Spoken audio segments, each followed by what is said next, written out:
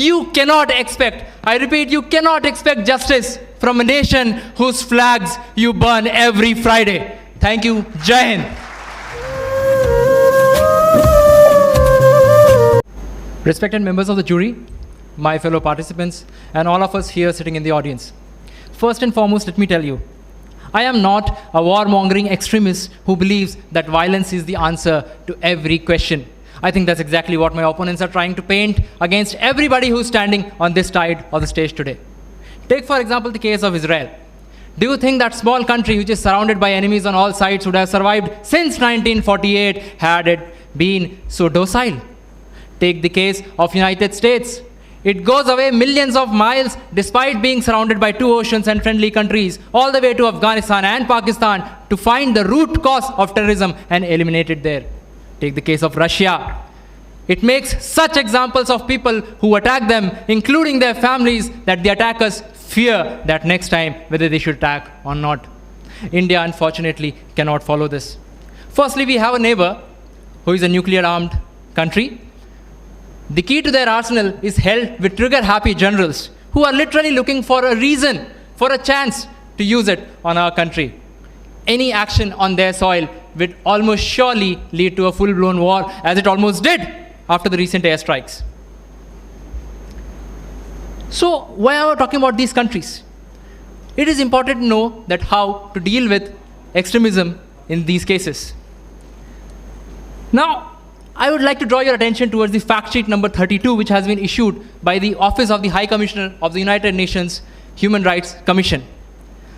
In 1994, the General Assembly there had a declaration wherein they defined terrorism, in which they have said that terrorism is also all those criminal acts which are designed to provoke or incite terror in the public for political reasons.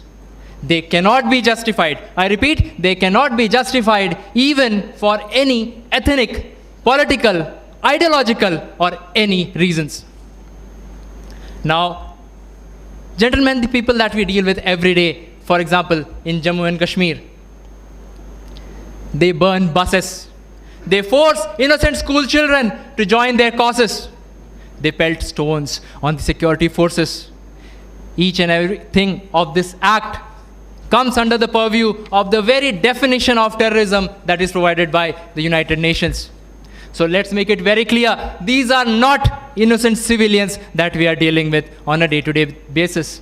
My opponent spoke about Article 370. Let me ask you, everybody in the audience, do you think without the massive deployment of force in the valley, Article 370 would have been a truth or a reality today? I don't think so.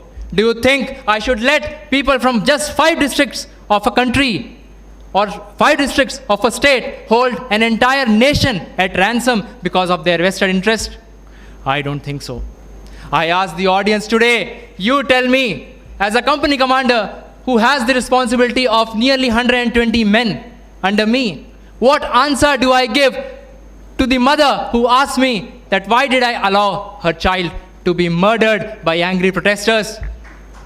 Why did I allow a father to be killed by a shower of stones? Or why did I allow a husband to die in vain during an anti-terror operation when civilians literally shielded the terrorists? Gentlemen,